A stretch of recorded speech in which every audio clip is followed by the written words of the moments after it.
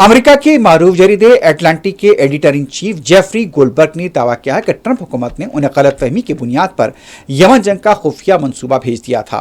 Goldberg का कहना है कि यमन जंग से मुतल्लिक़ खुफिया मंसूबा मुझे अमेरिका के वज़ीर दिफा और 11 मार्च को बज़रिए टेक्स्ट मैसेज अरसाल किया। उन्होंने कहा कि 11:44 पर उन्हें मौसूल होने वाले खुफिया मंसूबे में यमन पर हमले की तमाम तफसीलात मौजूद थीं।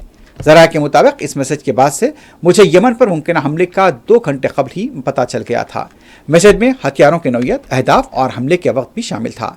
उन्होंने मजीद बताया कि माइकल वॉल्स नामी शख्स की जानिब से सिंगल एप्लीकेशन पर कनेक्शन की दरख्वास्त मिली, जिसे उन्होंने सर ट्रंप की ख्वामी सलामती हुई समझा, हालांकि वो शक में थे कि ये असर मुशीर भी हो सकते हैं।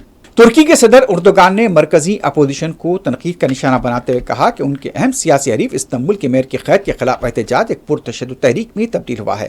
अनकारा में काबीना के इजलास के बाद खिताब करते हुए उर्दुगान ने मजीद कहा कि एहतजाज के दौरान पुलिस अहदेदारों की इमलाक को पहुंचने वाले किसी भी नुकसान के जिम्मेदार अपोजिशन की मरकजी जमात रिपब्लिकन पीपुल्स पार्टी है।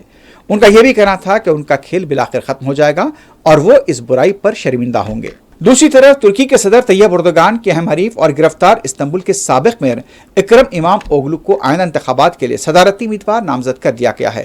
तफसीलात के मुताबिक 2028 के सदारती इंतखाबात के लिए साबिक मेयर इस्तांबुल इकरम इमाम ओगलू हरीफ जमात सेकुलर रिपब्लिकन पीपुल पार्टी से यहाँ पर उम्मीदवार नामजद किए गए हैं।